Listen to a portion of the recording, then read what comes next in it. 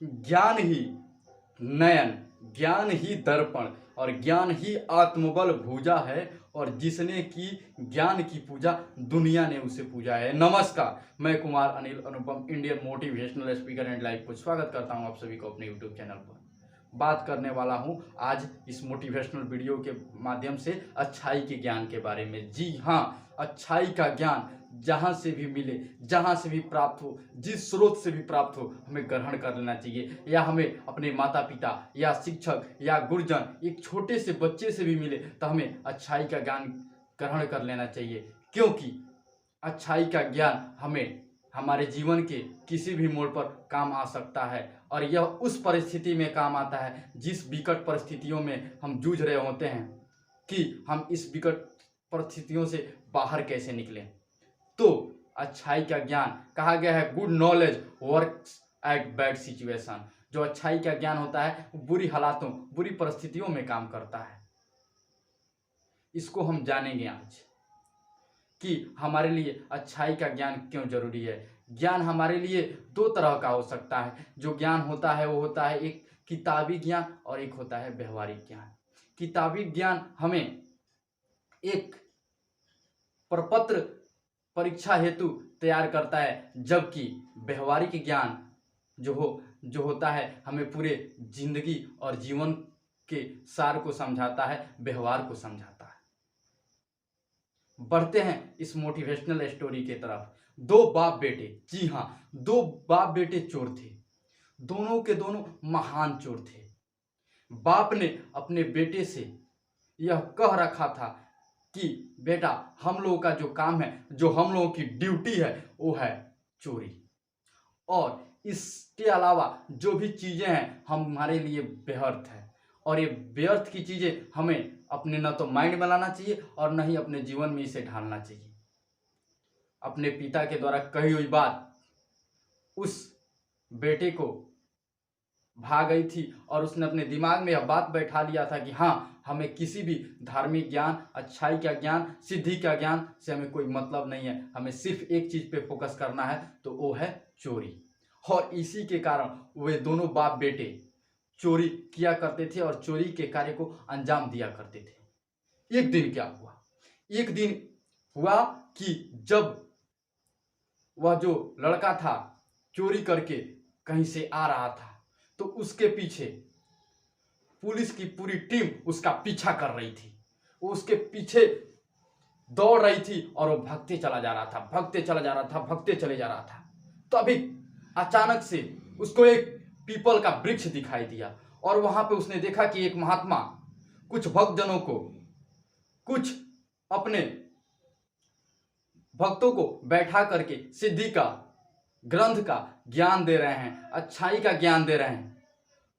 तभी उसके दिमाग में उसके पिता की कही हुई बात का यंकर उसके दिमाग में आया और तुरंत उसने अपने पिता के द्वारा कही हुई बात पर अमल किया कि नहीं, हमें किसी भी ग्रंथ के, किसी भी सिद्धि के, किसी भी अच्छी चीज़ों के ज्ञान का नॉलेज हमें नहीं चाहिए। हमें किसी भी प्रकार की अच्छी ज्ञान नहीं चाहिए। और उसने वहाँ पे अपने दोनों कानों को दोनों उंगलियों से दबा करके वहाँ से भागने लगा, भागने लगा, भागने लगा।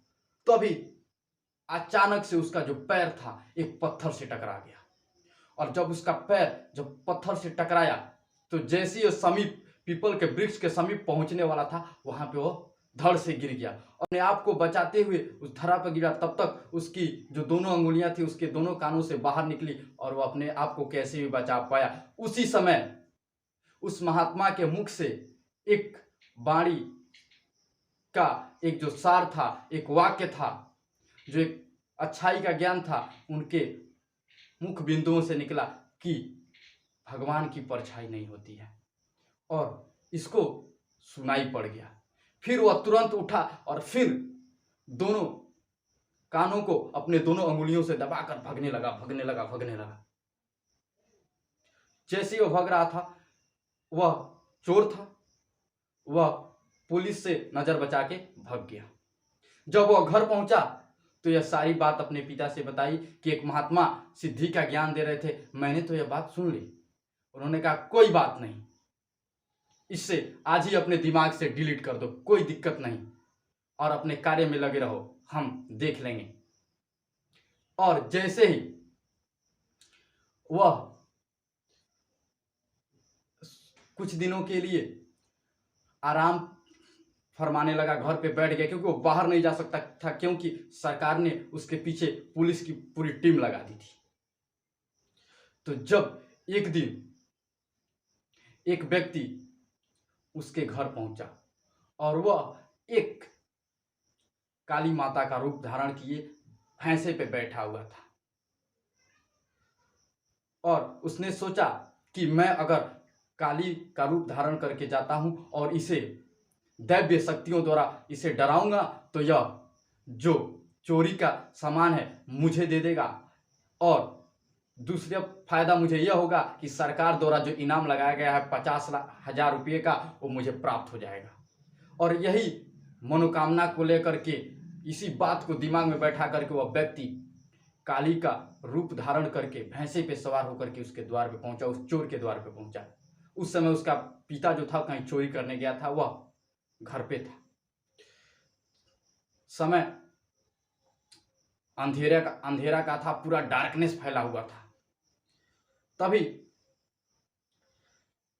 उसने, जो भैंसे पे सवार व्यक्ति था, जो काली का रूप धारण किया था, उसने आवाज लगाई कि हे पुत्र, तुम्हारे गलतियों से, तुम्हारे पापों से मैं तंग आ गई हूं। अगर तुम बाहर नहीं निकलोगे तो मैं तुम्हें मार डालूंगी। इतने में जब यह चोर बात सुना, जब उसने खिड़की से एक पर्दे को हटाकर जब देखा, तो देखा कि स्वयं काली माता भैंसे पे विराजमान है, और वह भयभीत हो गया कि अरे, मेरे पापों का घड़ा इतना भर गया कि काली माता मेरे घर तक पहुंच गई। लेकिन तभी उसकी नजर एक दीवार पे पड़ी, और जैसे उसकी नजर दीवार पे पड़ी, उसने देखा कि परछाई नजर आ रही है। और तभी उस समय महात्मा द्वारा कही गई उस वाणी का, उस कथन का, उस सिद्धि के ज्ञान का जो वाक्य था, उसके तुरंत दिमाग में एंकर के रूप में आया कि देवताओं की परछाई नहीं होती है, भगवान की परछाई नहीं होती है। सोचा कि अगर ये भगवान होते, अगर यह जो काली माता है, अगर यह भगवान होती तो इनकी परछाई नहीं होती। लेकिन इसकी तो परछाई है। वह समझ गया, हो ना हो, ये कोई देवी शक्ति नहीं है, और वो भी इस कलयुग में कोई देवी शक्ति कैसे आ सकती है, वो भी प्रत्यक्ष रूप में, कोई ऐसा व्यक्तित्व तो ही नहीं है। उसने सोचा कि कोई बहुरूपिया है जो मेरा धन लूटना चाहता है और मुझे सरकार के हवाले करना चाहता है। उसने तुरंत, चोर था, घर में बंदूक रखा था, उसने बंदूक को निकाला और उस व्यक्ति को निशाना बनाया, और वह व्यक्ति वहीं पे मर गया। अब उस दिन से वह अच्छाई का ज्ञान लेने लगा।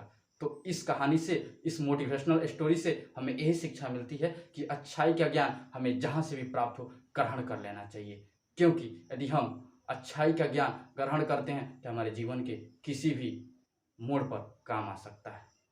तो शेयर कीजिए इस वीडियो को, इस मोटिवेशनल वीडियो को उन लोगों तक जो सीखना चाहते हैं, कुछ बदलना चाहते हैं, कुछ बनना चाहते हैं, जो अपने लाइफ में कुछ बड़ा करना चाहते हैं, तो भेजिए उन लोगों के पास। मिलते हैं अगले वीडियो में, तब तक के लिए